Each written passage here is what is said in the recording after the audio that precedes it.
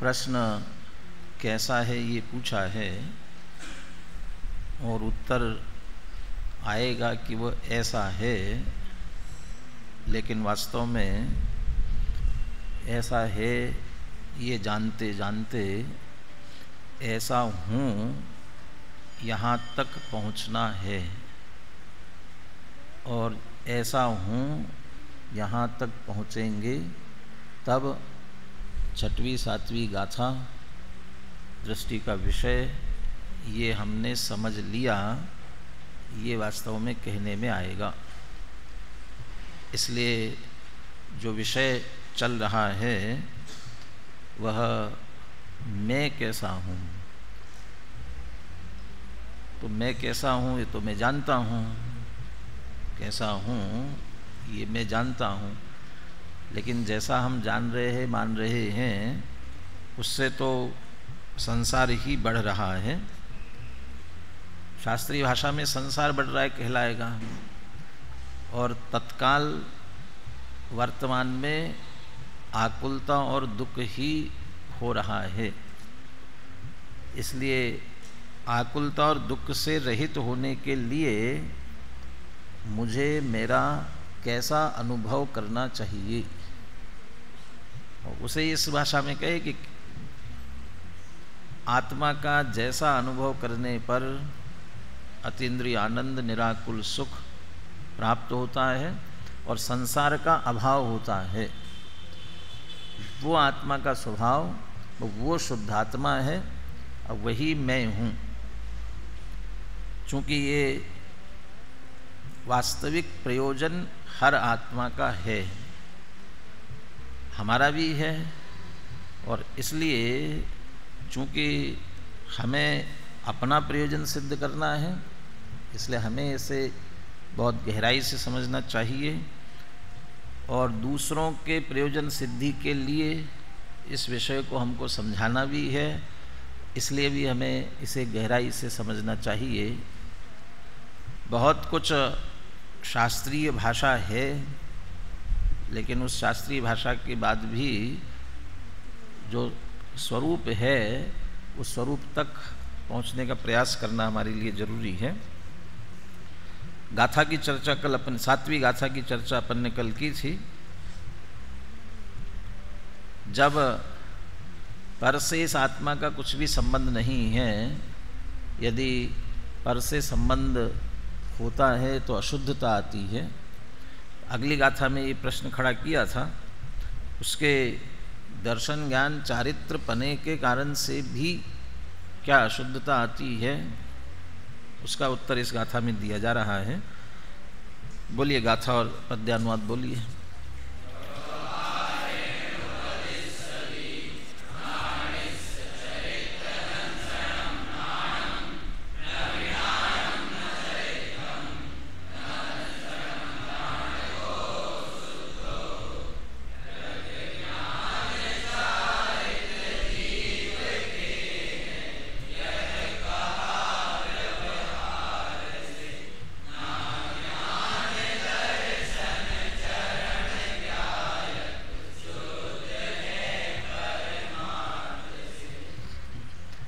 कल जो चर्चा हुई उसमें से 3 प्रश्न कर रहा हूँ।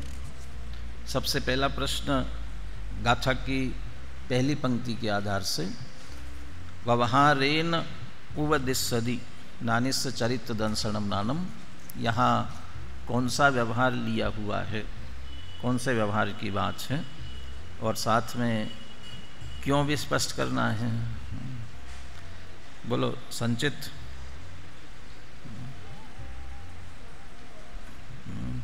कॉर्डलेस लेके रखा करो भी। हाँ बोलो। अनुपचरित सद्भूत व्यवहार ने क्यों,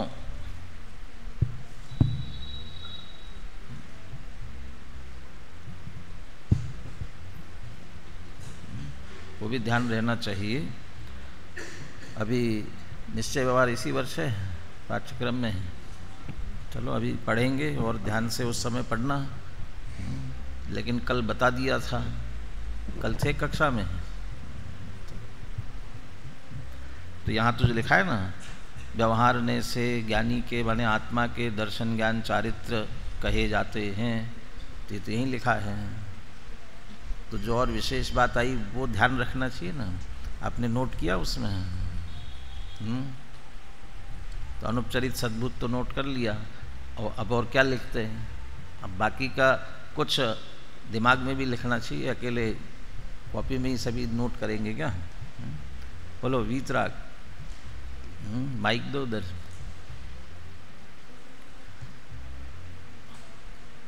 उत्तर मालूम है तो जल्दी बोले, नहीं हो तो आगे पास करें। हाँ आगे, आगे, हाँ चलिए, जो हाथ खड़ा हो रहा है वहाँ तक पहुँच जाएगा। शुभम, मालूम हो तो नहीं, पास करो आगे। हाँ बहुत छोटा उत्तर है, सुनो अब ध्यान से।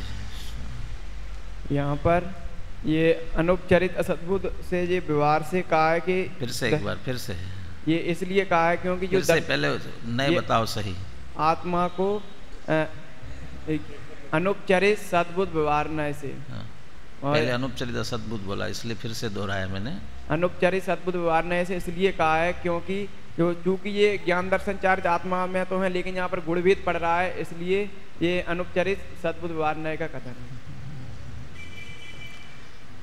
3 चीज़ें हैं, वो फिर नए चक्र में विस्तार से पढ़ लेना। चूँकि ज्ञान दर्शन चारित्र आत्मा में है, आत्मा के हैं, इसलिए सद्भूत, और ज्ञान दर्शन चारित्र इसमें कर्म का उदय, क्षय, क्षयोपशम, ये कोई इसकी उपाधि नहीं है, रंचमात्र भी उपचार नहीं है किसी प्रकार का, स्वभाव है मूल में, इसलिए अनुपचरित। और अभेद में भेद करके कहा जा रहा है, इसलिए व्यवहार।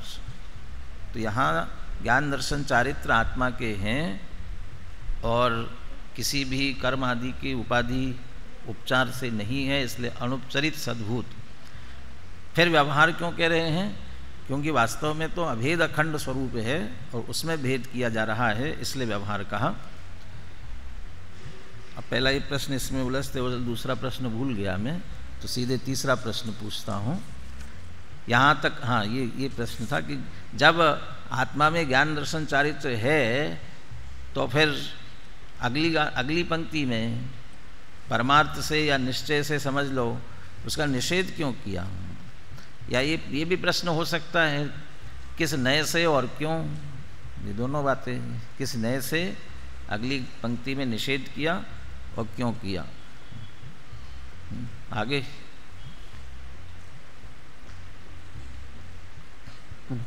उसका नए है परम शुद्ध निश्चय नए। परम शुद्ध निश्चय नए से यह कहा गया है कि वह ज्ञान दर्शन चारित्र जीव के नहीं है और वह जीव का स्वभाव है, इसलिए उसको कहा गया है कि। और कोई पीछे बढ़ाओ, पढ़ते नहीं हो बिल्कुल भी।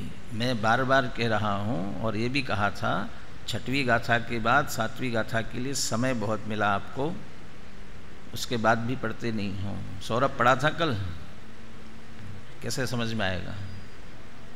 शुभम, स्वप्निल पढ़ा? ये सब लिखा हुआ है इसमें, ये तो फिर से एक बार ख्याल में आवे इसलिए दोहरा रहे हैं, सारी बातें लिखी हैं। अकेला ये ग्रंथ, इसके बाद जो विषय दिया हुआ है ना यहाँ पर, ये भी इसी में से प्रश्न पूछ रहा हूँ, अनुशीलन से नहीं। अनुशीलन वाली बात तो अब आगे और करेंगे। हाँ बोलो। यहाँ जो नीचे निश्चय नय से बताया कि ज्ञाय शुद्ध है परमार्थ से, वह परम शुद्ध निश्चय नय की बात है, और यहाँ अभेद दृष्टि से कथन किया गया है, इसलिए यहाँ पर परम शुद्ध निश्चय नय लिया गया। अभेद दृष्टि से आत्मा में ज्ञान दर्शन चारित्र नहीं है, ऐसा क्यों कहा? माने उसका ये जो नए भी अभिप्राय तो करते ही है, उस फिर प्रयोजन भी होता है उसके साथ में। इसका प्रयोजन क्या? क्योंकि उन्हें एक बताना था आत्मा को। उससे क्या? आगे निखिल। अभेद दृष्टि से कथन किया, वहाँ पर जो अभेद दृष्टि होती है उसमें गुण भेद का कोई विकल्प नहीं होता, इस कारण से आत्मानुभूति निर्विकल्प दशा में होती है। यदि भेद करेंगे तो विकल्प उत्पन्न होंगे, इसलिए निर्विकल्प अनुभूति कराने के लिए परम शुद्ध निश्चय से भेदों का, वास्तव में निषेध तो भेदों का है, गुणों का निषेध नहीं, गुण तो आत्मा में होते हैं, गुण भेद का। और भेदों का भी निषेध क्यों किया? क्योंकि भेदों पर दृष्टि रहेगी तो विकल्प उत्पन्न होंगे, विकल्प उत्पन्न होंगे तो अनुभव नहीं होगा, राग होगा, आकुलता होगी। इसलिए विकल्प उत्पादक होने से भेदों का निषेध किया। वाक्य पढ़ के बताऊं इसमें कहाँ लिखा है आगे? पढ़ लेना अब फिर से। हाँ, तीसरा प्रश्न ये था, ये छठी सातवीं गाथा, यहाँ तक आते आते व्यवहार के जो 4 भेद होते हैं उन चारों ही भेदों का निषेध हो गया। कैसे? कल पूछूंगा। कल अब मैं यहाँ 1 नंबर किसका? अच्युतकांत का अब्सेंट है भी 1 नंबर। 1 से लेकर के आखिरी कितना नंबर है? निखिल का, और उसके बाद भी है, उधर भी है। हाँ, तो वहाँ तक ध्यान रखना। और अकेला सेकेंड ईयर नहीं, फाइनल में से भी। और इसके साथ अभी जो चर्चा होगी वह भी, और आगे अनुशीलन पढ़ के आना है। थोड़ी थोड़ी चर्चा और कठिन होती जाएगी, इसलिए और सावधानी से। और इसलिए अभी धीरे चल रहे हैं। फिर 8वीं गाथा से थोड़ी स्पीड बढ़ेगी।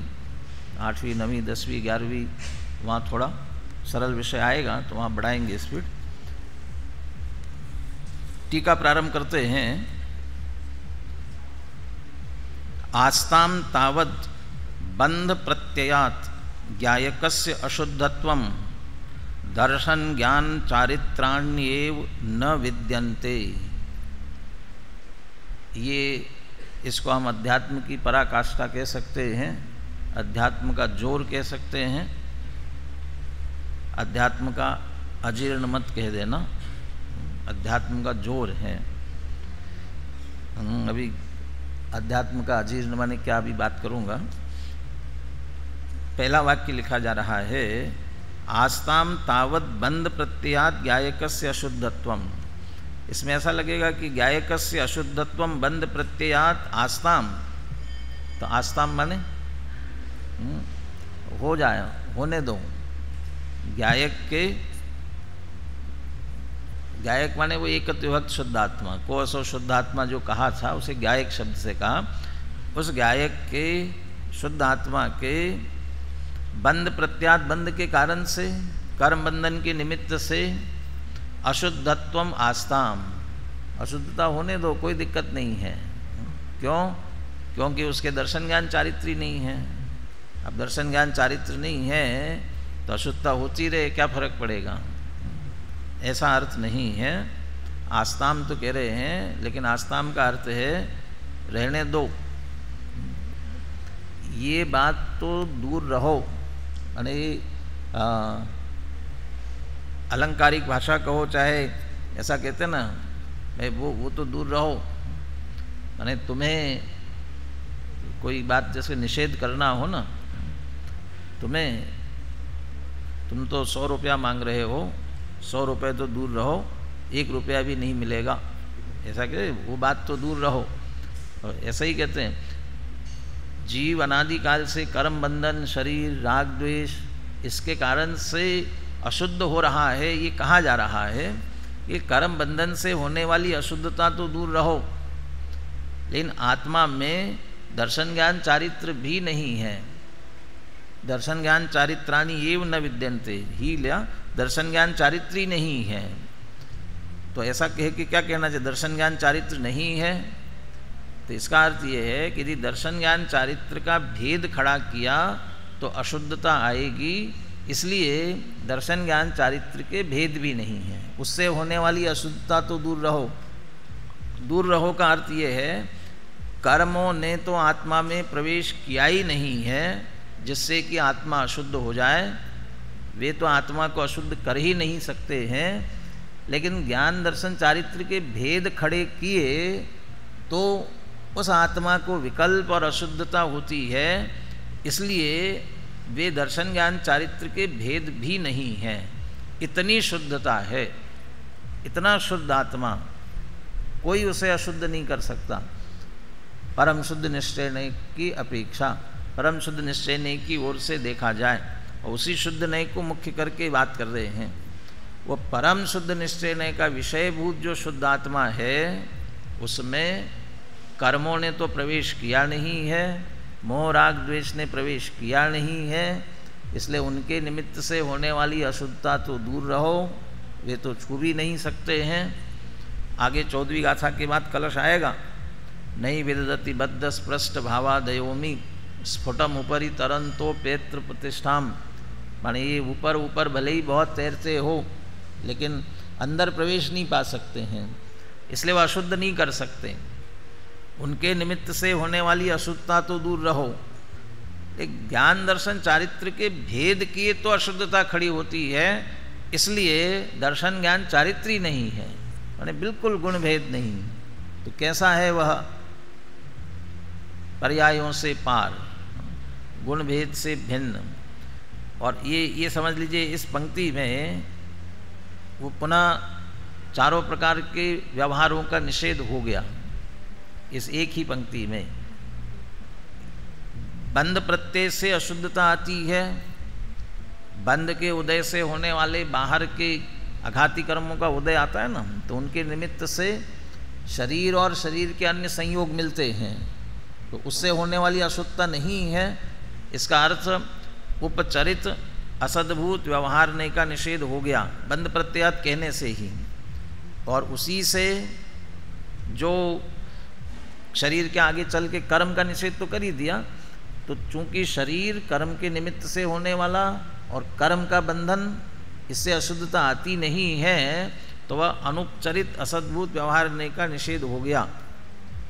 और उसी कर्म बंधन के निमित्त से जो मोह राग द्वेष होते हैं, वे उपचरित सद्भूत होते जीव में, इसलिए सद्भूत, लेकिन उपचरित कर्म बंधन के निमित्त से होते हैं, वो भी नहीं है, उसके कारण से भी अशुद्धता नहीं है, इसलिए उपचरित सद्भूत व्यवहारने का निषेध हो गया। और दर्शन ज्ञान चारित्राणीय न विद्यन्ते ऐसा कह करके वो अनुपचरित सद्भूत व्यवहारने का भी निषेध कर दिया। माने बंद प्रत्ययात ज्ञायकस्य अशुद्धत्वम आस्ताम, ये तो दूर रहो ऐसा कहकर के 3 व्यवहारों का निषेध कर दिया। तीनों का उसी में से निषेध समझ लेना। और नहीं, ये ठीक है, आत्मा का स्त्री पुत्र कुटुंब परिवार नहीं है, शरीर नहीं है, कर्म नहीं है, राग द्वेष नहीं है, तो दर्शन ज्ञान चारित्र तो है। ये यहाँ निश्चय व्यवहार की शैली में ये भी हो सकता है कि जब आत्मा के शरीर आदि कहे जा रहे हो तो कहे कि नहीं ये नहीं है, कर्म नहीं है, मोह राग द्वेष नहीं, तो है क्या आत्मा की? ज्ञान दर्शन चारित्र है, ऐसा कहा जाएगा। और ये भी कहा जाएगा कि निश्चय से, वो तो राग द्वेष आदि तो व्यवहार से कहे जाते हैं, निश्चय से तो ज्ञान दर्शन चारित्र आत्मा के हैं, आत्मा की जो स्वभाव है, गुण है, तो वहाँ व्यवहार की निषेध की अपेक्षा से वो निश्चय खड़ा हुआ। तो वो स्वाश्रित आत्मा के अपने गुणों की अपेक्षा कथन किया जा रहा है, इसलिए निश्चय। और जो शरीर से, कर्म से, इनसे कथन हो रहा है वो पराश्रित है, इसलिए व्यवहार है। लेकिन जो भेद किया गया वो भी व्यवहार है, इसलिए वो दर्शन ज्ञान चारित्र, जब दर्शन ज्ञान चारित्र को भेद की तरफ से देखा जाएगा, भेद पूर्वक, तो वह उपचरित अनुपचरित सद्भूत व्यवहारने का विषय बनेगा, उसका भी निषेध कर रहे हैं। और वह भी शुद्धता में बाधक है। द्रव्य की शुद्धता अशुद्धता खंडित नहीं होती, माने शुद्धता खंडित नहीं होती, द्रव्य तो पारिणामिक भाव रूप जैसा है वह वैसा ही है, लेकिन देखने वाली दृष्टि में अशुद्धता आती है, इसलिए अशुद्ध कह रहे हैं। इसलिए कहा जाए द्रव्य अशुद्ध नहीं होता, तो गुण भेद करने से अशुद्धता आती है, तो गुण भेद भी उसमें नहीं है। तो पहली पंक्ति में पर, पर्याय और गुण भेद, इन सब का निषेध हो गया इसमें ही। जो छठी गाथा में प्रमत्त अप्रमत्त नहीं है ऐसा कहा था, तो प्रमत्त अप्रमत्त नहीं है, तो वहाँ एक लिया था अनादि बंध है, वैचित्रता है, उसके कारण से ये खड़े हो रहे थे, शुभाशुभ भाव से परिणमित हो रहा है, इसलिए खड़े हो रहे थे। लेकिन बंध के निमित्त से होने वाली अवस्था जीव की है नहीं, इसलिए वह उनका भी निषेध हो गया। और यहाँ चूंकि सीधी इस गाथा में, 7वीं गाथा में गुण भेद का निषेध किया था, तो दर्शन ज्ञान चारित्राणि ये न विद्यन्ते, लेकिन दर्शन ज्ञान चारित्र यदि नहीं है, भेद भी नहीं है, चलो अभेद अखंड आत्मा है, तो आप समझाओ उसे, उस आत्मा को आप समझाओ। कैसे समझाएंगे? वो उसके लिए वो व्यवहार खड़ा होता है, ये बात कहते हुए पहले व्यवहार को पुनः खड़ा रखेंगे और फिर उसका निषेध करते हैं। यतो ही अनंत धर्मिणी, अनंत धर्मणि, धर्मिणी बाद में, यतो ही अनंत धर्मणि एकस्मिन् धर्मिणि अनिष्णातस्य अंतेवासी जनस्य तद अवबोध विधायी भी कैश्चिद धर्मैः तम अनुशासताम सूरीणाम धर्म धर्मिणो स्वभावतो अभेदे अपि व्यापदेशतो भेदम उत्पाद्य व्यवहार मात्रेणैव ज्ञानिनो दर्शनम ज्ञानम चारित्रम इति उपदेशः।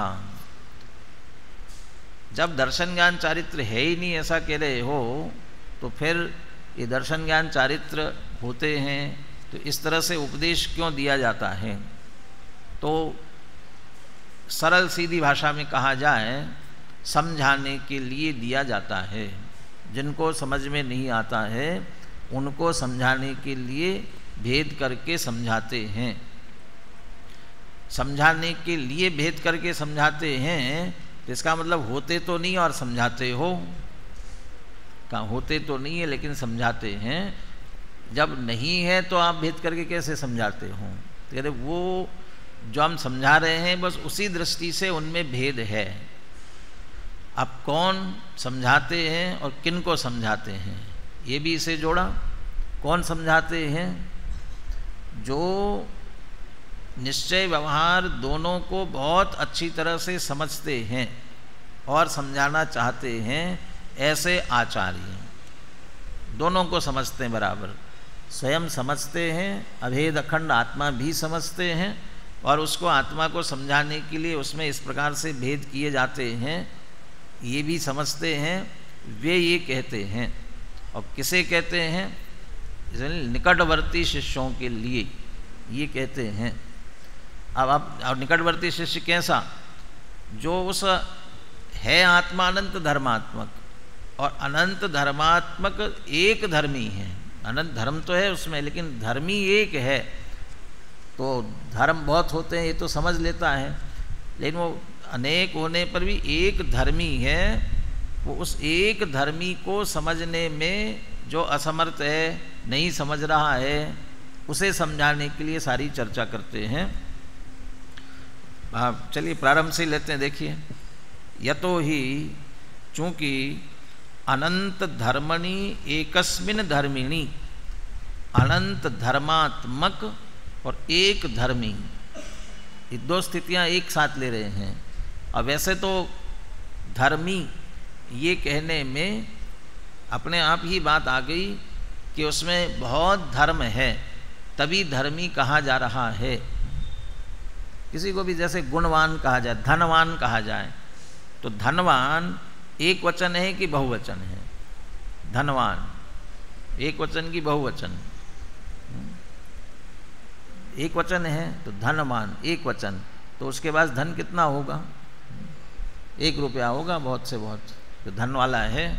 ऐसा नहीं, तो धनवान तो उसे तभी कहा जाएगा कि बहुत धन है। तो बहुत है ना, तो वो कहे धनवान कहने में ही ये बात आ गई कि उसमें बहुत धन है। ऐसे जब धर्मी कहा तो उसमें बात आ गई कि अनंत धर्म है। अनंत धर्मणि एकस्मिन्, अनंत धर्मात्मक, ऐसे एक धर्मी में, अनिष्णातस्य, उस एक धर्मी अभेद अखंड एक आत्मा, उसमें जो अनिष्णात है, नहीं समझ सकता, नहीं जान सकता, उसे नहीं पहचान सकता, कदाचित शास्त्र में पढ़ करके सुन लिया हो लेकिन निष्णात नहीं है, अच्छी तरह से उसे स्वीकार नहीं हुआ है, वो अनिष्णातस्य अंतेवासी जनस्य, जो शिष्य सीधा अंतेवासी जन शिष्य के लिए सीधा, लेकिन अंतेवासी शब्द लिखा है तो अंतेवासी अत्यंत निकटवर्ती, अत्यंत निकटवर्ती शिष्य को, निकटवर्ती को क्यों और दूसरे दूरवर्तियों को क्यों नहीं समझाना, क्योंकि पता नहीं दूरवर्ती क्या क्या समझता है क्या नहीं समझता है। ये निकटवर्ती है तो ये मेरी बात समझने के लिए तैयार है, और जो इसके लिए आवश्यक और बातें जानना जरूरी है, 6 द्रव्य 7 तत्व द्रव्य गुण पर्याय और जो संबंधित विषय इससे संबंधित जानने के लिए जरूरी है, ये इतना ये समझता है, उसकी भूमिका तैयार है और जानने की बहुत जिज्ञासा है। निकटवर्ती का अर्थ हम ये भी कह सकते हैं निकट भव्य जिसको कहते हैं, जैसा वो इतनी जिज्ञासा है, वो ऐसे शिष्य को समझाते हैं। अंतेवासी जनस्य, और वैसे सबके लिए, और उसको समझा रहे हैं तो समझा ही रहे ना, और उसे समझाने के लिए लिखा तो हम भी पढ़ रहे हैं, सभी पढ़ेंगे, सब समझेंगे उसे। तद अवबोध विधाई भी, तद अवबोध विधाई, तद माने उसी एक धर्मी के, अवबोध माने ज्ञान, विधाई कराने वाले, तो उस एक अभेद धर्मी का ज्ञान कराने वाले ऐसे कैश्चित धर्मी, उस धर्मी का ज्ञान हो ऐसे कुछ धर्मों के द्वारा। समझाना तो धर्मी को है, लेकिन उसमें से कुछ धर्मों को मुख्य करते हुए, भेद करते हुए, कौन से धर्म जिससे कि वह धर्मी समझ में आ सके, उन धर्मों को मुख्य करते हुए तम अनुशासताम, तम पुनः तम माने उसी एक धर्मी को और एक अभेद अखंड आत्मा को, शुद्ध आत्मा को, और ये कहे तो यहाँ ज्ञायक शब्द से जैसे कहा गया है, उसी ज्ञायक को अनुशासताम, कथन करने वाले, समझाने वाले, शास्ता शब्द जो है उपदेश करने के अर्थ में, शास्ता शास्ति सतो हितम आया ना रत्न श्रवकाचार में, तो उसी का कथन करने वाले ऐसे सूरी नाम, ऐसे वो आचार्यों का ये उपदेश है कि आत्मा में ज्ञान दर्शन चारित्र होते हैं, ये पूरा वाक्य जुड़ेगा आगे। उन आचार्यों का ऐसा उपदेश वो भी कर रहे हैं तो वस्तु में है कि नहीं, कब कर रहे हैं वे? धर्म धर्मिणो स्वभावतः अभेदे अपि, स्वभाव से तो देखा जाए धर्म और धर्मी में भेद नहीं है, अभेद है। कर्ता कर्म अधिकार में 3 प्रकार के संबंधों की बात आई, तो वहाँ आत्मा और ज्ञान में कौन सा संबंध बताया? तादात्म्य सिद्ध संबंध, और तादात्म्य माने तन्मय, एक में, उसमें, और उसमें अभेद। तो ऐसा जो धर्मी, उसके जितने धर्म है वह उसके साथ अभेद है, तन्मय है, तादात्म्य है। किसी एक धर्म को उसमें से निकालना चाहो तो निकल नहीं सकता, इसलिए स्वभाव से तो अभेद है, स्वभावतः अभेदे अपि। तो जब स्वभाव से अभेद है, नहीं निकाला जा सकता, तो फिर आप कैसे भेद करेंगे उसमें? तो उस भेद के लिए कहते हैं व्यपदेश तो भेदम उत्पाद्य नाम मात्र। नीचे हिंदी जब किया ना उसे, कहले नाम से भेद करके, नाम मात्र भेद उत्पन्न करके। नाम मात्र भेद करने का मतलब 2 अर्थ लेना। जो अभेद अखंड वस्तु में भेद किए जाते हैं वो 4 अपेक्षाओं से किए जाते हैं, संज्ञा, संख्या, लक्षण और प्रयोजन। ये 4 अपेक्षा से किए जाते हैं। जहाँ जहाँ भी भेद की चर्चा आएगी उसमें 4 विवक्षाएं लगाई जाएंगी, संज्ञा, संख्या, लक्षण और प्रयोजन। संज्ञा माने नाम अलग अलग है, एक धर्म है दूसरा धर्मी है, एक द्रव्य है दूसरा गुण है, ये नाम भेद है। अकेला नाम ही भेद हो ऐसा नहीं है, लक्षण भी अलग अलग है। द्रव्य का लक्षण गुणों का समुदाय है, गुणों को धारण किए हुए रहना है, और गुण का लक्षण है द्रव्य के आश्रय रहना और किसी अन्य गुण को आश्रय नहीं देना और द्रव्य की प्रसिद्धि करना, ये गुण का लक्षण है। अब प्रयोजन क्या? द्रव्यों को, अनंत द्रव्यों को धारण किए रहना, उनको आश्रय देना, ये द्रव्य का प्रयोजन है, और उसके आश्रित रहना, उसकी प्रसिद्धि करना, वो गुण का प्रयोजन है। तो ये बस इन चार अपेक्षाओं से है तो अभेद ही, बिल्कुल भिन्न नहीं किया जा सकता। ऐसा अभेद अखंड होने पर भी बस ये संज्ञा, संख्या, लक्षण इनकी अपेक्षा से भेद करते हैं, और एक कहने मात्र का भेद है। तो भेद हो गया तो निकालो, अलग अलग बताओ, कि नहीं बताया जा सकता। इसलिए व्यपदेश तो भेदम उत्पाद, बस नाम मात्र से भेद खड़ा करते हुए, और यही व्यवहार हुआ। व्यवहार मात्रेणैव, उस व्यवहार मात्र से ही दर्शनम ज्ञानम चारित्रम इति उपदेशः।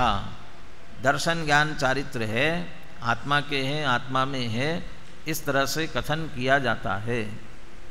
अब इस वाक्य को पुनः पढ़ता हूँ, पूरी बात को ध्यान में लेते हुए। किसने कहा, किससे कहा, कैसे कहा, ये सब बातें बराबर ध्यान में लेते हुए।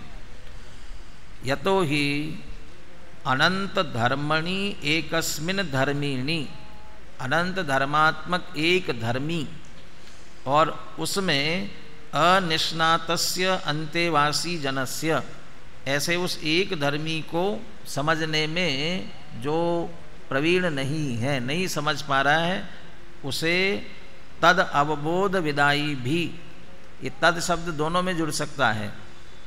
एक तो उस अभेद धर्मी को समझाने के लिए, एक धर्मी को, और उस शिष्य को, जो अंतेवासी जन है ना, उसे समझाने के लिए।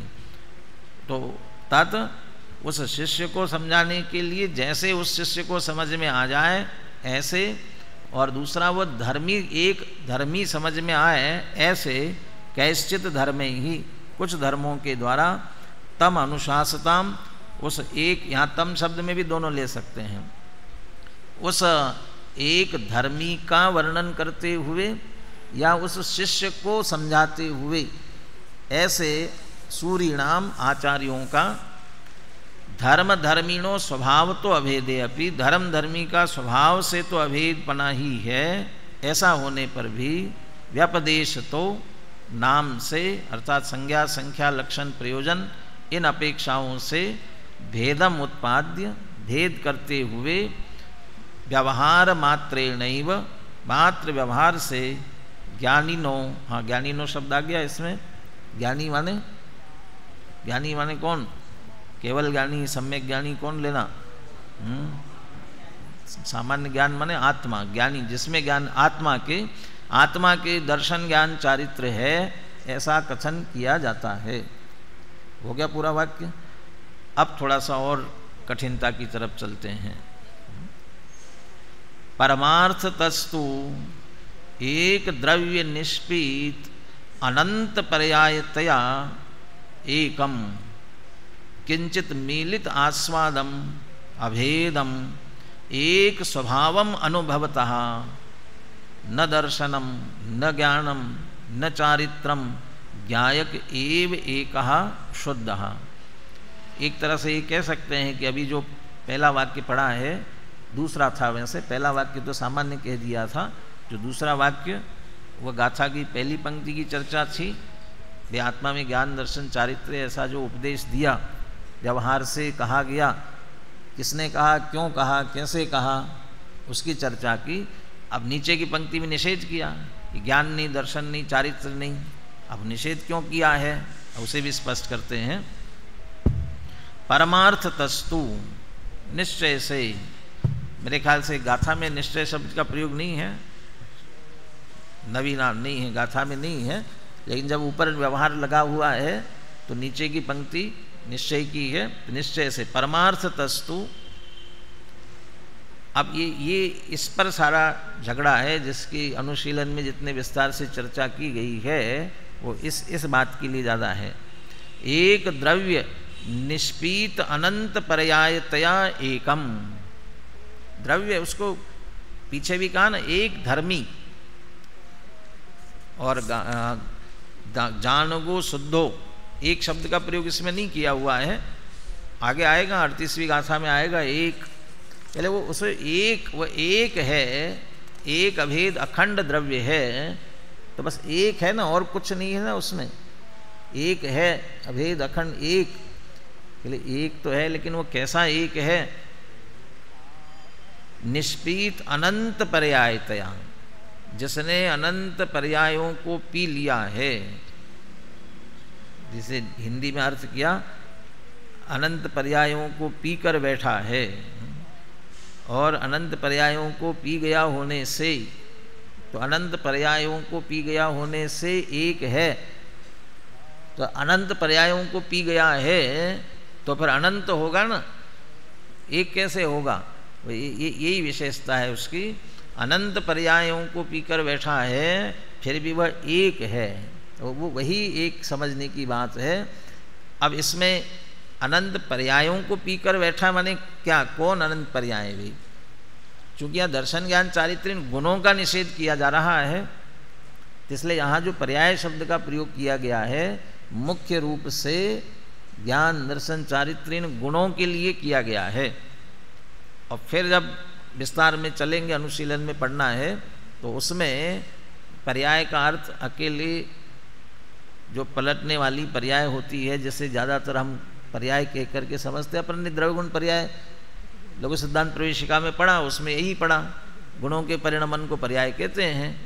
तो एक बहुत सामान्य कथन है, प्रारंभिक कथन है, लेकिन वास्तव में पर्याय माने क्या क्या होता है, तो वो पूरी विस्तार से चर्चा अपन और करेंगे।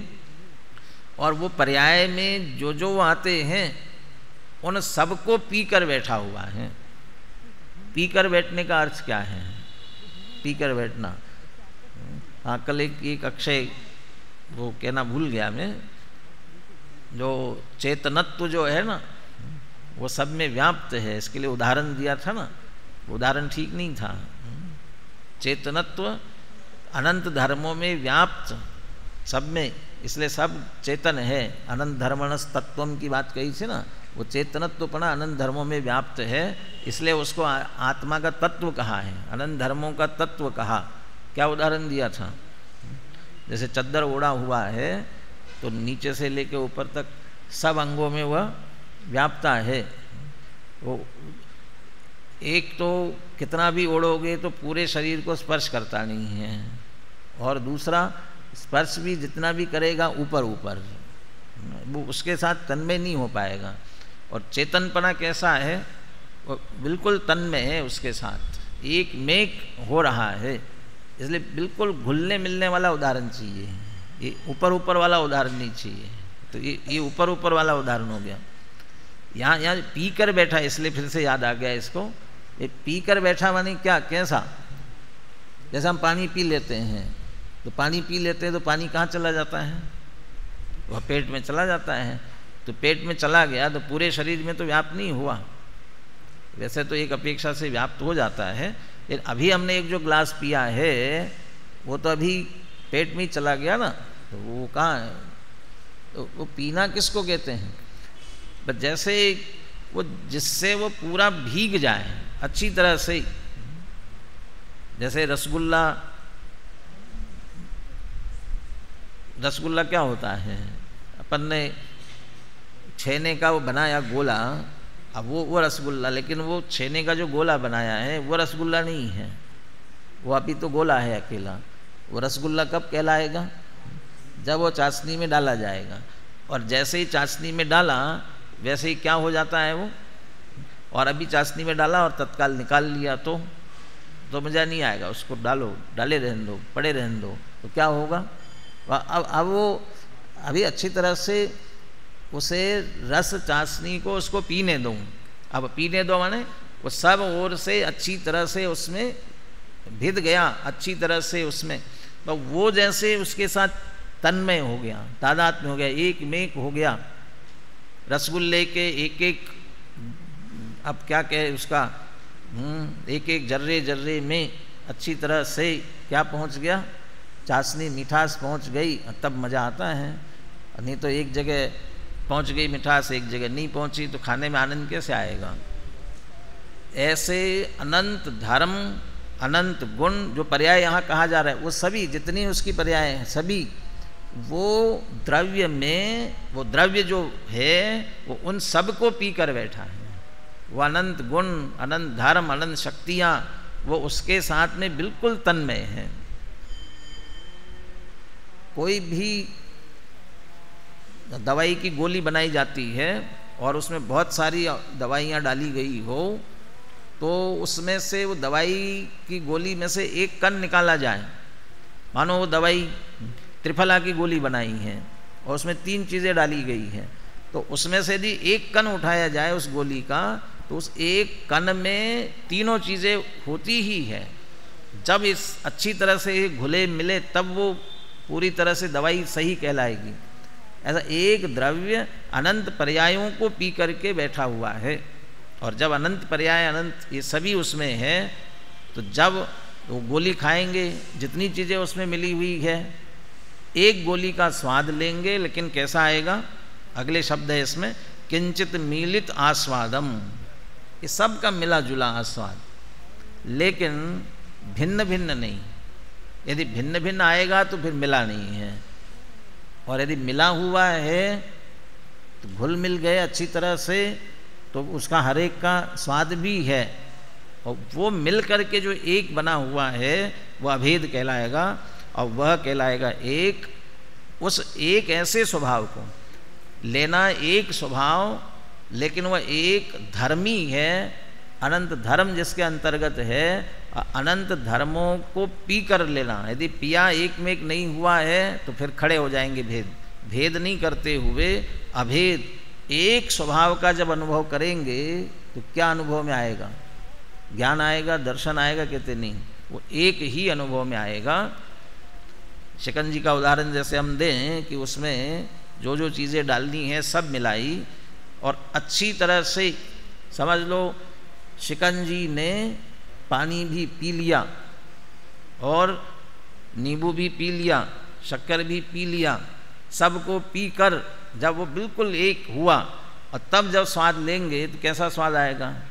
खट्टा कहोगे तो नींबू का आ रहा है, मीठा कहोगे तो शक्कर का आ रहा है, नहीं, बस शिकंजी का एक सबका आ रहा है, लेकिन एक रूप आ रहा है। अब वो जो एक रूप आ रहा है वो क्या नींबू है, क्या शक्कर है, क्या कि नहीं, तो क्या है? एक शिकंजी है। बस ऐसे ही सबको मिल करके एक अभेद पने से जब स्वाद लेते हैं, अभेद अखंड आत्मा का लेते हैं, तब न दर्शन है, न ज्ञान है, न चारित्र है, बस ज्ञायक एव एकः शुद्धः, एक ज्ञायक शुद्ध है। इस तरह अभेद अनुभव करने के लिए ज्ञान दर्शन चारित्र का निषेध किया गया है। टीका अपन ने पूरी पढ़ ली है। अब आपकी जिम्मेदारी है कि अनुशीलन बहुत ध्यान से पढ़ कर के आए, तो बाकी जो सूक्ष्म चर्चा है विशेष वो अपन आगे कल करेंगे। जिनवाणी विराजमान करेंगे।